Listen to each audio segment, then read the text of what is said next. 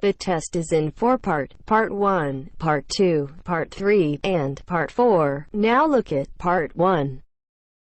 You will hear a man talking to a receptionist at a hotel. First, you have some time to look at questions 1 to 7.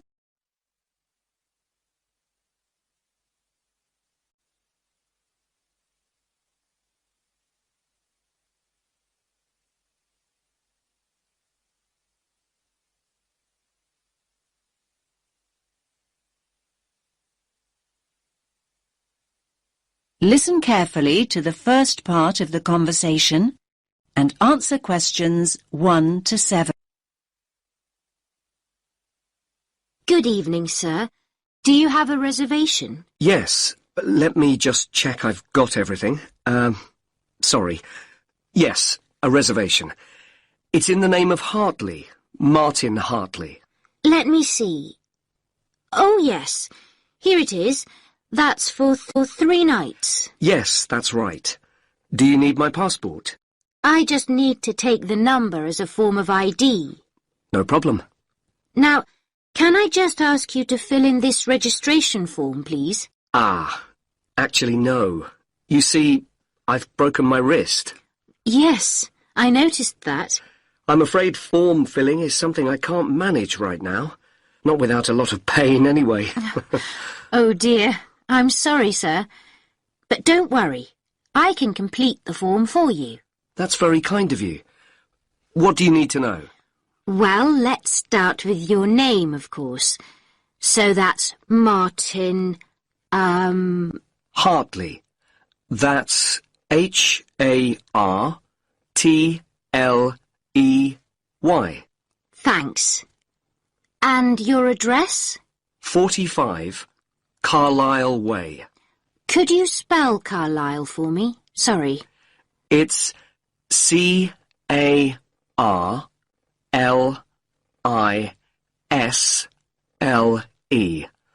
You don't pronounce the S. Carlisle Way. And that's in Lewes. Lewes.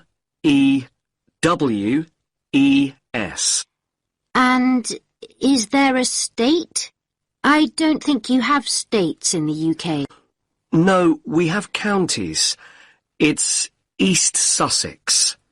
Sussex is with double S.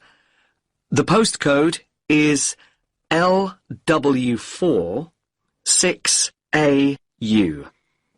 Do you want my phone number? Actually, no. We contact people by email now. Ah, yes. And send me lots of advertising too, I suppose. My email is hartleynitram@yahoo.co.uk. Sorry. A bit slower, please. Hartley, my surname, then Martin backwards, NITRAM. That's all one word. And all lowercase? That's right. No capitals. At yahoo.co.uk. Thank you very much, Mr. Hartley. And could you give me your passport now, please? Thanks. You can have that back now. And that's for 3 nights, so checking out on Sunday morning? OK. You're in room 16. That's on the first floor, overlooking the courtyard. Here's your key. Would you like somebody to take your bag? Now you have some time to look at questions 8 to 10.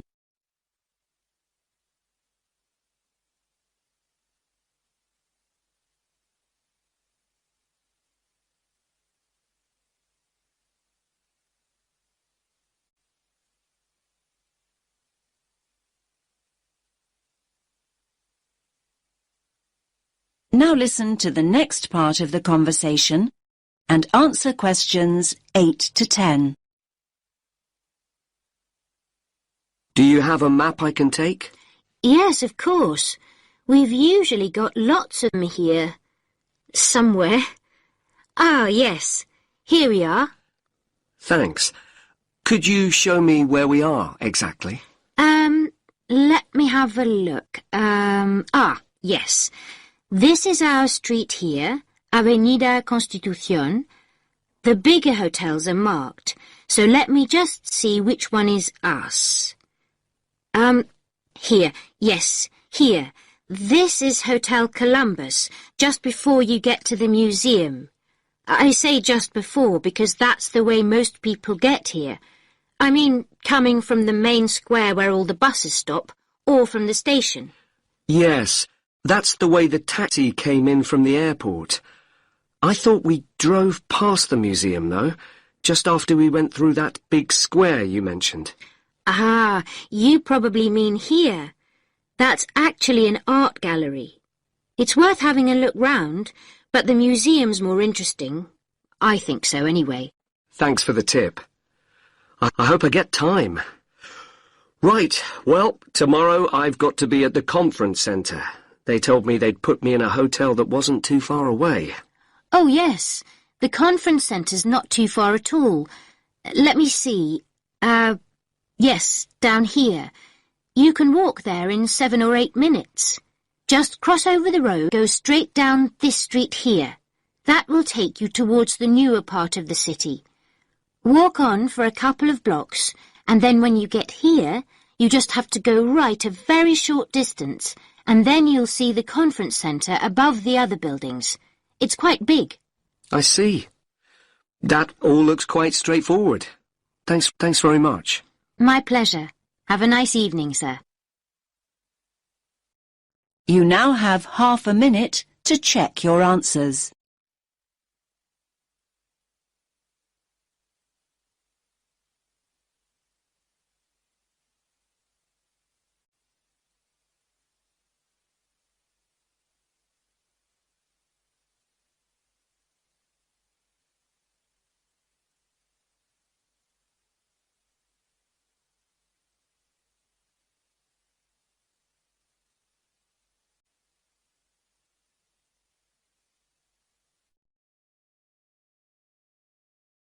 Now turns to part 2. You will hear a man talking about areas for growing vegetables in towns called allotments. First, you have some time to look at questions 11 to 14.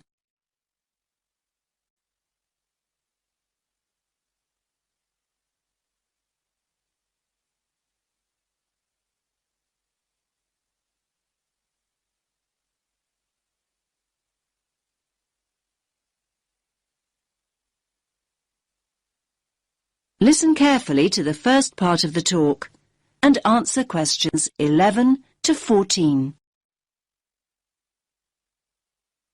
Good evening, everyone. I'm delighted to see so many of you. I was going to start by saying that more and more people are seeing the value of growing their own fruit and vegetables, but now I don't need to. First of all, let me say that whether you have a garden or not, there are all sorts of benefits to having a plot of land you can call your own, and it will give you a great sense of satisfaction. OK, let's assume you have a garden. Chances are it's small.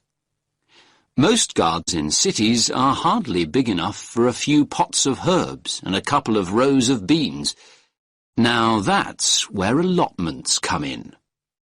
A typical plot is around 250 square metres, big enough to feed the family for a year, big enough too to grow a whole range of vegetables, fruit as well perhaps, not just cabbages and potatoes. Moving on to the social aspects of an allotment. How many people can say their garden is a meeting place? You might chat with your next-door neighbour every now and again, but allotments are notorious communal hives. There are usually between 10 and 30 plots on any allotment site, and they bring together people from all sorts of social backgrounds. Where else do you find a lawyer deep in conversation with a lorry driver? There's often a great sense of camaraderie, with initiatives to involve the wider community, including the less able, the retired, and the unemployed. In urban areas nowadays, people may have a tiny yard or a balcony, but it's not a garden. An allotment is a huge recreational asset for anyone in that situation. First of all, there's the exercise. Renting an allotment costs around £30 a month. That's generally a lot cheaper than joining a gym. Then there's the involvement with nature.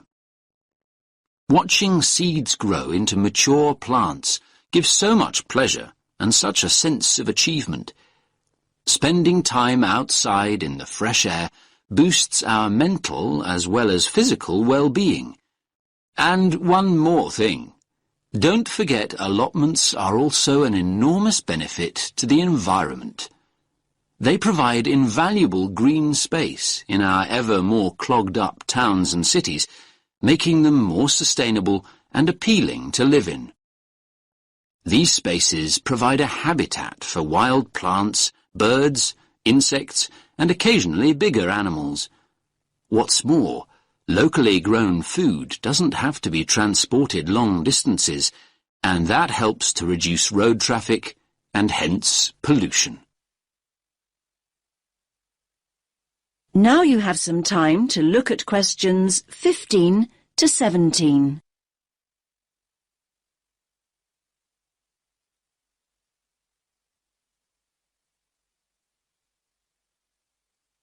Now listen to the next part of the talk and answer questions 15 to 17. Now, food. A subject we all like talking about, because the main appeal of an allotment is obviously taking home all the freshly picked vegetables and fruit. So why is Grow Your Own so good? Well, to start with, there's the superior flavour. Food you've grown yourself tastes infinitely better than anything bought in the supermarket because it will be super fresh. Another point in its favour is the range. These days, gardeners are growing an amazing variety of vegetables on their allotments. Finally, there's the bonus of knowing that the produce you've grown is organic. You know that what you're eating wasn't grown on an industrial-scale farm or sprayed with large amounts of pesticides. Now you have some time to look at questions 18 to 20.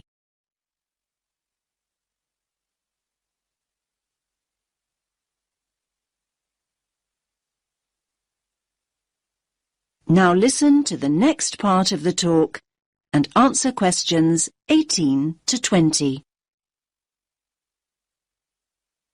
Now I'm going to show you a typical allotment from the site closest to here on Finley Road. Let me just get this image up. That's it. Can everyone see? So, as you can see here, each plot has a fence around it and its own gate. Between the beds are grass walkways. That means you can walk in and around comfortably and not get your boots too muddy. There are soil beds on either side. This plot, in fact, has two smaller flower beds opposite a much larger area for vegetables. And there's also a glass house for growing tomatoes or anything that needs more warmth and protection. Here you can see one of those at the front near the gate. Most allotments have their own shed at the far end, as you can see.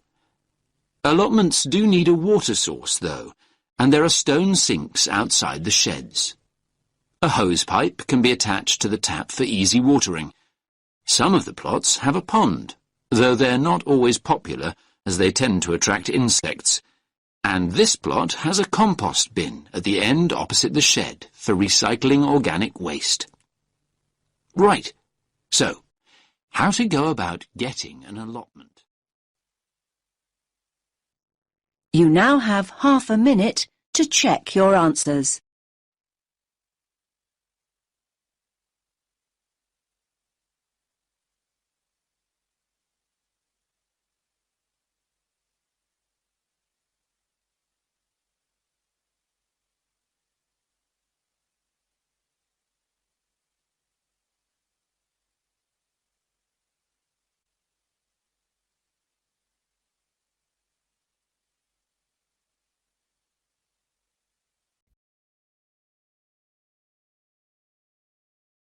Now turns to part 3.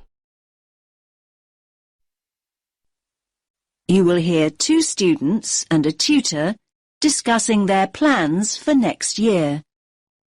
First, you have some time to look at questions 21 to 24.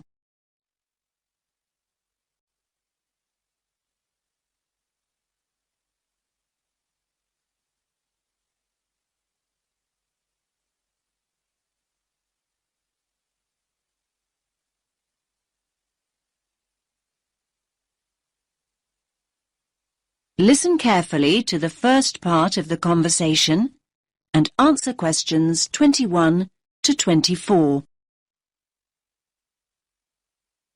Hi, Mark. How's it going? Oh, hi, Lily. I'm okay. Have you decided what course you're going to apply for, then? Yes, illustration. I've already applied to one college, actually. I didn't even know there were places that did just illustration. There aren't many. Most combine it with other areas like painting and graphic art. Unfortunately, there are no courses in London, so I've opted for Birmingham. Birmingham? I'm not sure I'd want to study there. Well, from what I've heard, you're thinking of not studying anywhere, Mark. Look, I haven't made any decisions yet, but I'm wondering what the point of carrying on at art school really is. I mean, why not just get a studio and paint? Aren't you enjoying art school now, then? Yes, I am, but this is a foundation course, isn't it? I wanted to try out all the different areas. You know, sculpture, computer graphics, a bit of everything. Now I know that I really just want to paint, though. I may as well get a studio and do it. There's nothing more for you to learn, then. I didn't say that. This isn't all about a fear of being rejected, is it? I mean, I know you hate applications and interviews and so on. You're not looking for a way out of all that, are you? No, of course not. I'm no more scared of rejection than anyone else. I mean, people not buying your work, that's real rejection, isn't it? Now you have some time to look at questions 25 to 30.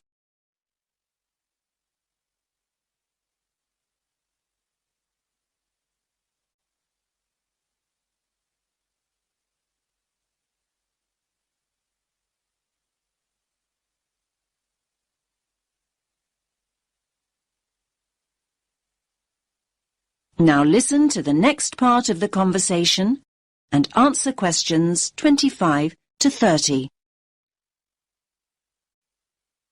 Hi, do you mind if I join you? We were talking about next year and applying for courses. I couldn't help overhearing. What's this all about then, Mark? Is it true that you're thinking of not continuing at college? I'm looking at other options, yes. I've been reading about artists who claim there's no real advantage in learning formally. There's this Scottish guy who just went to Paris and got a studio. He's doing really well now. In fact, one of the fine arts students here dropped out of her course at the end of the first year and just went to Prague. She loves it there. You might just be looking through rose-tinted spectacles there, Mark. There are plenty of people who regret taking that route, you know. For every artist making a living, there are 20 living on the breadline. Okay, I take your point, but I'm thinking about the cost of 3 years at art school as well. Apart from the actual fees, there are all the living expenses. Students are running up at least £30,000 debt by the end of their course. So, this studio you're planning to get, I take it that'll be free then? If you're contemplating working in Paris or Prague, won't that cost practically the same over 3 years? Maybe, but I'd be selling my paintings, wouldn't I? In fairness, Mark, very few artists start selling work just like that. Yes, but will studying for another 3 years mean that I will definitely be able to sell my work? It won't guarantee it, but it'll make it more likely. In my opinion, anyway. Remember that there are plenty of artists who make their name while they're studying. Art schools put on end-of-year exhibitions, and influential people regularly come in looking for talent. Your work is showcased in a way that just won't happen if you're working in isolation. Yes, I do see all that. I'm just not convinced. I sometimes question the value of a creative course, full stop. I mean, I often feel almost guilty when I tell people that I'm studying art. I see this look on their face as though they think I should be doing something more useful. I feel that if I get a studio and start working, at least I'd be paying my way. I think the key factor here is that being at art school exposes you to critical appraisal. Perhaps the most essential function of further education is the constant feedback and constructive criticism. It's essential to personal development, no matter what the field is. Yes, we all know artists who paint as a hobby, people who've been doing it for years. They think they're experts and wonder why other people haven't recognised their talents. If only they'd become part of a creative community, they'd understand why that hasn't happened. Yes, I think Lily's right. It's important to keep developing and responding to feedback. Anyway, don't go making any rash decisions. Come and see me. You now have half a minute to check your answers.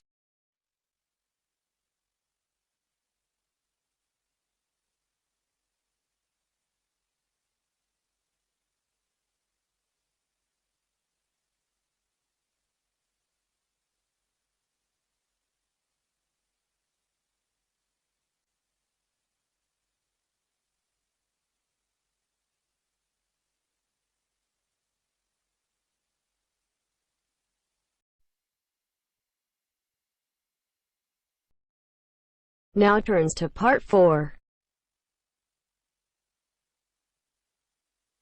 You will hear a woman giving a lecture about the positive effects of laughter. First, you have some time to look at questions 31 to 40.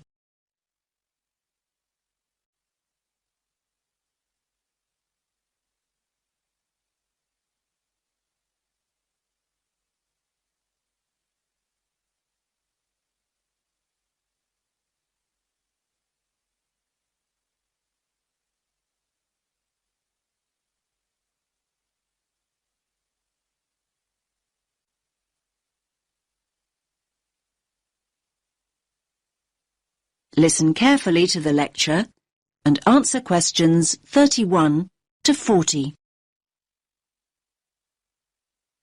Good morning, everyone. I do hope you didn't get too wet getting here this morning. The subject for my talk, I think we could all do with some to take our minds off this atrocious weather, is laughter. The laughter I want to look at is specifically related to psychological therapy and the treatment of physiological disorders, something we've been looking at over the last week or so. Now, when we start talking about psychological therapy, laughter isn't something that immediately springs to mind. Therapy is a serious business, and it's generally approached with an appropriate degree of seriousness. After all, people seek treatment and enter therapy for serious reasons. They're often at critical junctures in their lives, and they need professional help. The question is, how is it that laughter can be such a vital part of the therapy process? It's normally identified with humour, and thus generally deemed appropriate only in lighter, more frivolous circumstances, when it's acceptable to find a situation funny. Perhaps this is why so many people in the medical world feel that laughter's frequently misunderstood and undervalued as a cathartic, healing process. Now, humour certainly is one trigger for laughter, but it isn't the only trigger. If we take as a starting point the fact that laughter is a physical process that releases emotional pain, it follows that stress, anxiety and tension may prompt the same response. Psychologists frequently point out that humans don't laugh because they're happy. They're happy because they laugh.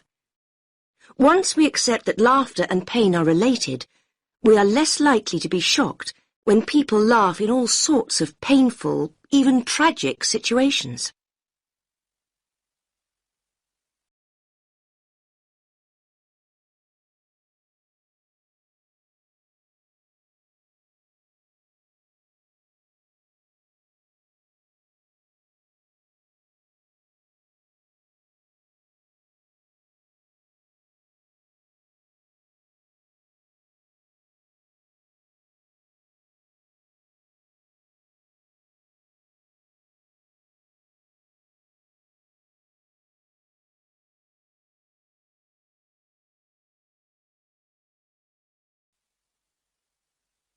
Cathartic psychotherapy utilizes laughter as an essential medium for healing emotional pain. It's specific to the release of anger, fear, and boredom. When people laugh, they free themselves of painful feelings. The amount of pain the body releases during a single burst of laughter is immeasurable, but we know that the body will keep discharging pain cathartically until there's no longer a need. The only obstacle to the process is the self-constraint we learn to impose on ourselves during our early years. We're taught the virtues of self-control from infancy, and any loss of that control during an emotional outpouring is discomforting. We fail to realize that when we lose control, we actually gain in many other ways. Our cultural preference for processing feelings cognitively, instead of feeling them physically, maintains and prolongs emotional distress. Patients who have had upbringings during which feelings were suppressed may have quashed their ability to laugh, cry, and become angry. Clinicians can help individuals regain these cathartic processes, enabling them to release deep-rooted emotions that may be an obstacle to happiness. Only now has research begun to validate the notion that emotions are stored in the body rather than the mind.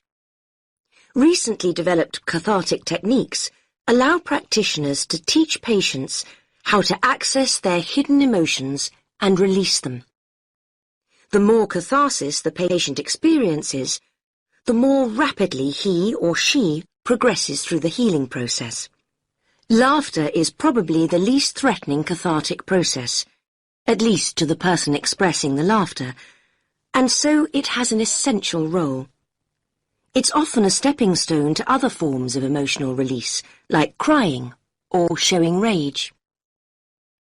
So why, you might ask, has the mental health community been so slow to accept laughter as a healing tool? Well, for reasons I've already outlined. Like any expression of the true self, laughter is radical and revolutionary, and laughing at what is seemingly misfortune upsets conformity.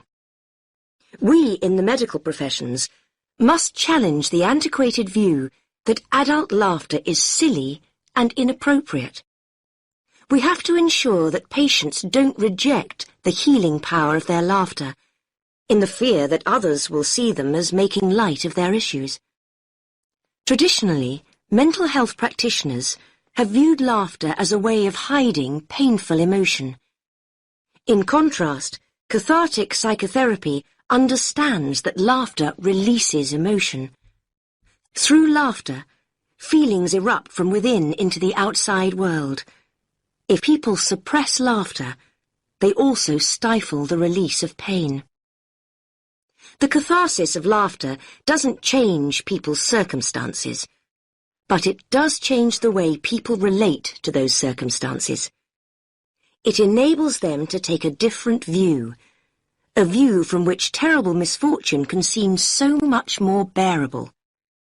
This allows people to remember, to feel, and to explore without fearing that they'll be trapped by what they can't control.